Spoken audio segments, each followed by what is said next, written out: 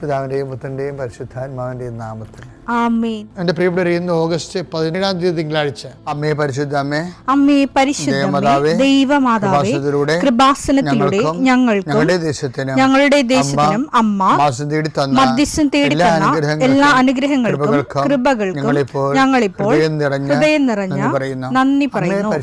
അമ്മേ പരിശുദ്ധമേ, ദൈവമാതാവേ, 2004 ഡിസംബർ 7 ഉച്ചകഴിഞ്ഞ് 2:30 കൃപാസനത്തിൽ സംഭവിച്ച അമ്മയുടെ പ്രത്യക്ഷപ്പെടലിനെക്കുറിച്ച് തിരുസഭയ്ക്ക് സമർപ്പിച്ചിരിക്കുന്ന പഠനരേഖകളുടെ മേൽ സഭാത്മകമായ പഠനം ആരംഭിക്കുവാൻ ഞങ്ങൾ പ്രാർത്ഥിക്കുന്നു.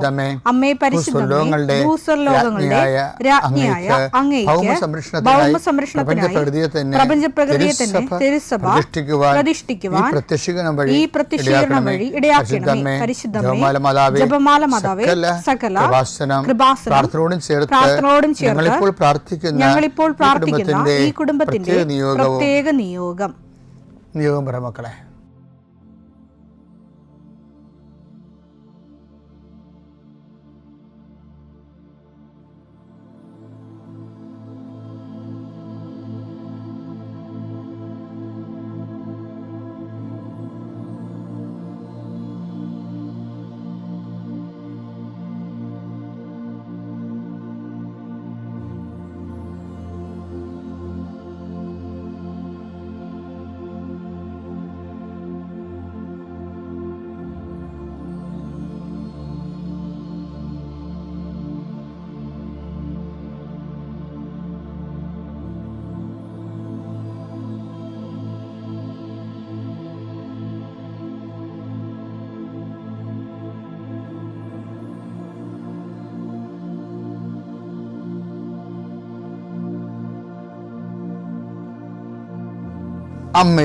അമ്മയുടെ പ്രത്യക്ഷീകരണത്തിന്റെ ഈ അനുഗ്രഹവേളയിൽ ഞങ്ങൾക്ക് സാധിച്ചു തരുവാൻ കനിയണമേ. ആമേൻ. വിശ്വാസ പ്രമാണം. സർവശക്തനായ പിതാവും ആകാശത്തിന്റെയും ഭൂമിയുടെയും സൃഷ്ടാവുമായ ദൈവത്തിൽ ഞാൻ വിശ്വസിക്കുന്നു. അവിടുത്തെ ഏകപുത്രനും ഞങ്ങളുടെ കർത്താവുമായ ഈശോമിശിഹായിലും ഞാൻ വിശ്വസിക്കുന്നു. ഈ പുത്രൻ പരിശുദ്ധാത്മാവിനാൽ ഗർഭസ്ഥനായി കന്യകാമറിയത്തിൽ നിന്ന് പിറന്ന് പൊന്തിയോസ് പീലാത്തോസിന്റെ കാലത്ത് പീഡകൾ സഹിച്ച് കുരിശിൽ തറയ്ക്കപ്പെട്ട് മരിച്ച് അടക്കപ്പെട്ട് പാതാളങ്ങളിൽ ഇറങ്ങി മരിച്ചവരുടെ ഇടയിൽ നിന്ന് 3-ാം നാൾ ഉയർത്ത് സ്വർഗത്തിലേക്ക് എഴുന്നള്ളി സർവശക്തിയുള്ള പിതാവായ ദൈവത്തിന്റെ വലതുഭാഗത്തിരിക്കുന്നു. അവിടെ നിന്ന് ജീവിക്കുന്നവരെയും മരിച്ചവരെയും വിധിക്കുവാൻ വരുമെന്നും ഞാൻ വിശ്വസിക്കുന്നു. പരിശുദ്ധാത്മാവിലും ഞാൻ വിശ്വസിക്കുന്നു. വിശുദ്ധ കത്തോലിക്കാ സഭയിലും പുണ്യവാന്മാരുടെ ഐക്യത്തിലും പാപങ്ങളുടെ മോചനത്തിലും ശരീരത്തിന്റെ ഉയർപ്പിലും നിത്യമായ ജീവിതത്തിലും ഞാൻ വിശ്വസിക്കുന്നു. ആമേൻ. സ്വർഗ്ഗസ്ഥനായ ഞങ്ങളുടെ പിതാവേ, അങ്ങയുടെ നാമം പൂജിതമാകണമേ. അങ്ങയുടെ രാജ്യം വരണമേ. അങ്ങയുടെ തിരുമനസ് സ്വർഗത്തിലെ പോലെ ഭൂമിയിലും ആകണമേ. അന്നു വേണ്ടുന്ന ആഹാരം ഇന്ന് ഞങ്ങൾക്ക് തരണമേ. ഞങ്ങളോട് തെറ്റ് ചെയ്യുന്നവരോട് ഞങ്ങൾ ക്ഷമിക്കുന്നത് പോലെ ഞങ്ങളുടെ തെറ്റുകൾ ഞങ്ങളോടും ക്ഷമിക്കണമേ. ഞങ്ങളെ പ്രലോഭനത്തിൽ ഉൾപ്പെടുത്തരുതേ, തിന്മയിൽ ഞങ്ങൾ രക്ഷിക്കണമേ. ആമേൻ. നന്മ നിറഞ്ഞ മറിയമേ, സ്വസ്തി. കർത്താവ് അങ്ങയുടെ കൂടെ സ്ത്രീകളിൽ അങ്ങ് അനുഗ്രഹിക്കപ്പെട്ടവളാകുന്നു.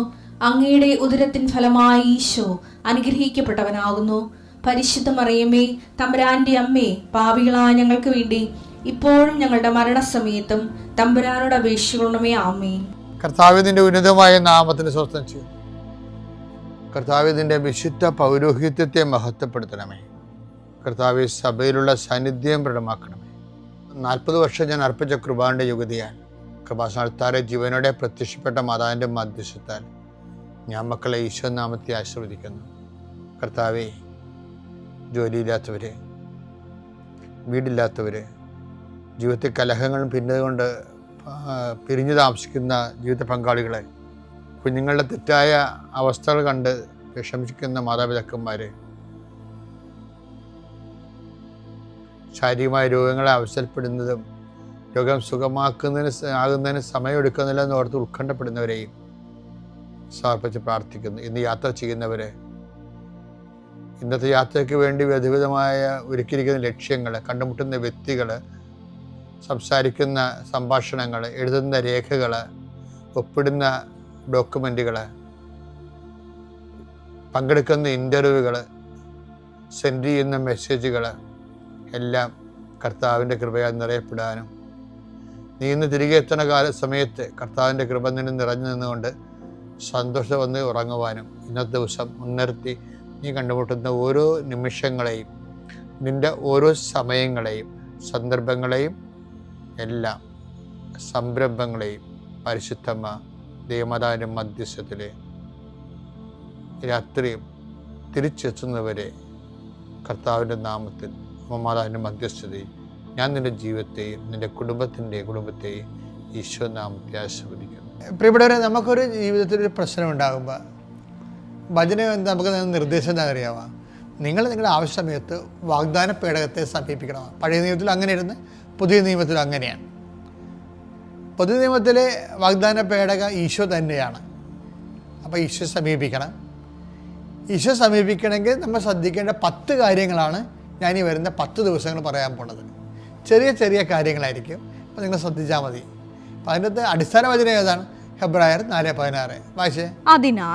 അതിനാൽ വേണ്ട സമയത്ത് കരുണയും കൃപാവരവും ലഭിക്കുന്നതിനായി നമുക്ക് പ്രത്യാശയോടെ കൃപാവരത്തിന്റെ സിംഹാസനത്തെ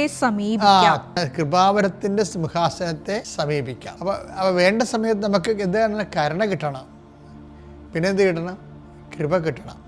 അപ്പോൾ ഈ കരുണയ്ക്ക് വേണ്ടിയാണ് നമ്മൾ മാതാവിനെ, ദൈവത്തിൻ്റെ കരുണ നമുക്ക് കിട്ടുന്നതിന് എന്തെങ്കിലും തടസ്സം ഉണ്ടെങ്കിൽ അത് റെക്ടിഫൈ ചെയ്യാൻ വേണ്ടിയാണ് നമ്മൾ ആദ്യം പരിശുദ്ധ അമ്മയുടെ മധ്യസ്ഥത്തിൽ ദൈവത്തോട് ഉടമ്പടി ചെയ്യുന്നത്. അപ്പോൾ ദൈവത്തിൻ്റെ ഈ ഉടമ്പടിക്കാരെ ശ്രദ്ധിക്കേണ്ട 10 കാര്യങ്ങളാണ് ഈ 10 ദിവസം പറയണത്. 4:16 ഹെബ്രായർ. എന്താ അത് പറയണത്? വേണ്ട സമയത്ത് കരുണയും കൃപാവരവും പ്രാപിക്കാൻ വേണ്ടി നിങ്ങൾ കരുണയുടെ സിംഹാസനത്തെ സമീപിക്കാൻ. കരുണയുടെ സിംഹാസനത്തെ സമീപിക്കാൻ പറയുന്നത് എന്താണ്? ദൈവത്തിൻ്റെ സകല വാഗ്ദാനങ്ങളും ക്രിസ്തുവിൽ അതേ എന്ന് തന്നെയാണ്. അതുകൊണ്ടാണ് 2 കൊരിന്തോസ് 1:20 ദൈവത്തിന്റെ സകല വാഗ്ദാനങ്ങളും ക്രിസ്തുവിൽ അതേ എന്ന് തന്നെ. ഇപ്പം എൻ്റെ വിഷയം എന്ന് പറയുന്നത് നമുക്കറിയാമല്ലോ, 8855 വാഗ്ദാനങ്ങളാണ് ദൈവം മനുഷ്യർക്ക് വിശുദ്ധ ഗ്രന്ഥത്തിലൂടെ നൽകിയിരിക്കുന്നത്. ഈ സകല വാഗ്ദാനങ്ങളിൽ A to Z കാര്യങ്ങളുണ്ട്. കൃപയുടെ സിംഹാസനം എന്ന് പറയുമ്പോൾ ദൈവം നമുക്ക് വാഗ്ദാനം ചെയ്തിരിക്കുന്ന മുഴുവൻ വാഗ്ദാനങ്ങൾ 4000 കൊല്ലമെടുത്ത് വെളിപ്പെടുത്തിയ ദൈവവചനത്തിലെ 8855 വാഗ്ദാനങ്ങളുണ്ട്. ആ വാഗ്ദാനങ്ങളെല്ലാം ക്രിസ്തുവിൽ എന്താണ്? അതേ തന്നെയാണ്.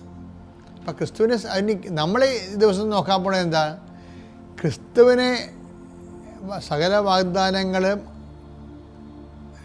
സിംഹാസനമായ ക്രിസ്തുവിനെ സമീപിക്കുന്ന ഓരോ ദിവസവും നമ്മൾ ഓരോ വഴികളാണ് അവലംബിക്കാൻ പോകുന്നത്. അതിലൊന്നാമത്തത് നമുക്കെല്ലാം അറിയാവുന്ന കാര്യമാണ് വിശ്വാസത്തോടെ കർത്താവിനെ സമീപിക്കുക. അപ്പോൾ വാഗ്ദാന പേടകം നിലയിലെ ഹെബ്രായർ 11:6 വിശ്വാസമില്ലാതെ ദൈവത്തെ പ്രസാദിപ്പിക്കുക സാധ്യമല്ല. ദൈവസന്നിധിയിൽ ശരണം പ്രാപിക്കുന്നവർ ദൈവം ഉണ്ടെന്നും തന്നെ അന്വേഷിക്കുന്നവർക്ക് അവിടുന്ന് പ്രതിഫലം നൽകുമെന്നും വിശ്വസിക്കണം. നമ്മൾ ദൈവത്തെ അന്വേഷിക്കുന്ന വഴികൾ എങ്ങനെയാണെന്ന് അറിയാമോ? നമ്മൾ അതിനുവേണ്ടി ഉടമ്പടി ഉപയോഗിക്കണത് എന്താണ്? ദൈവത്തെ അന്വേഷിക്കുന്നതിന് വേണ്ടി നമ്മൾ എന്തെങ്കിലും ഉടമ്പടി ഉപയോഗിക്കുന്നത് നമ്മൾ പ്രേക്ഷിത പ്രവർത്തനം ചെയ്യുന്നു. അതൊരു ദൈവാന്വേഷണമാണ്. പിന്നെ എന്താണ് കാര്യം? അത് ചെയ്ത് കഴിയുമ്പോൾ നമുക്ക് വിശ്വാസം ജനിക്കും, വളരും നമ്മുടെ വിശ്വാസം. പിന്നെ നമ്മൾ ആതുര സേവനം ചെയ്യും. ഇന്നലെ എന്ത് സാക്ഷ്യം പറഞ്ഞിരിക്കുന്നത്, ഞാൻ ഒരു ദിവസം 50 പൊതിച്ചോറ് എൻ്റെ കൈകൊണ്ടുണ്ടാക്കി രോഗികൾക്ക് കൊടുക്കും. എല്ലാ ദിവസവും അത് ചെയ്യണില്ല. എല്ലാ ദിവസവും ചെയ്താൽ ആർക്കും ജീവിക്കാൻ പറ്റത്തില്ലല്ല. ചിലപ്പോൾ അല്ലെങ്കിൽ അത്ര കോടീശ്വരന്മാരായിരിക്കണം നമ്മളെ. അങ്ങനെയല്ല. അവർ പറയണത്, എനിക്കൊരു പൈസ കിട്ടിക്കഴിഞ്ഞാൽ ഞാൻ 50 പൊടി പൊതിച്ചോറ് ചെയ്ത് കൊടുക്കും. അപ്പോൾ പക്ഷേ ഇത് ഉടമ്പടിയിൽ എന്താ ചെയ്യണത്? ഉടമ്പടിയിൽ ഈ പറഞ്ഞ വചനമാണ്. എന്താണ്? 11:6 ഒന്നൊരു വായിച്ചേ. വിശ്വാസമില്ലാതെ ദൈവത്തെ പ്രസാദിപ്പിക്കുക സാധ്യമല്ല. വിശ്വാസം. അപ്പോൾ ഇപ്പം ഇതിൻ്റെ വിഷയം വിശ്വാസത്തെ നമ്മൾ പ്രവൃത്തി കൂടെ അതിനെ ചേർക്കുകയാണ്. യാക്കോബ് വളരെ കൃത്യമായിട്ട് പറയുന്നുണ്ട്.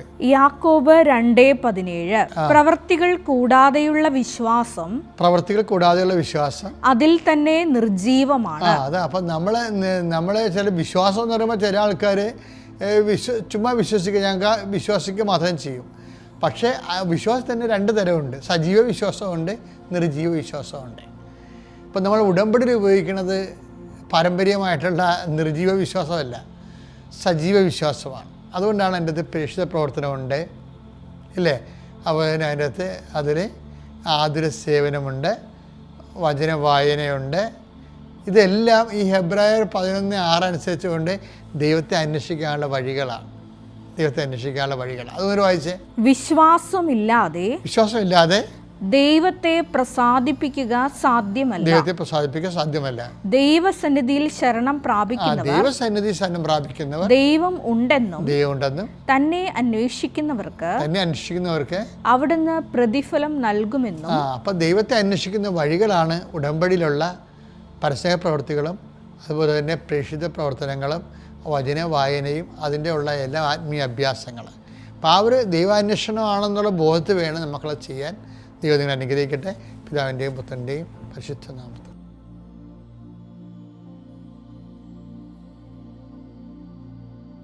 അത്യപൂർവ ദൈവാനുഭവങ്ങൾ ഇനി നിങ്ങൾക്കും സ്വന്തം. ഈ യൂട്യൂബ് ചാനൽ ഇതുവരെ സബ്സ്ക്രൈബ് ചെയ്തിട്ടില്ലെങ്കിൽ ഇപ്പോൾ തന്നെ സബ്സ്ക്രൈബ് ചെയ്യുക. ഈ വീഡിയോ ഇപ്പോൾ തന്നെ നിങ്ങളുടെ സുഹൃത്തുക്കൾക്ക് ഷെയർ ചെയ്തുകൊണ്ട് കർത്താവിൻ്റെ പ്രേക്ഷിതരാകുക.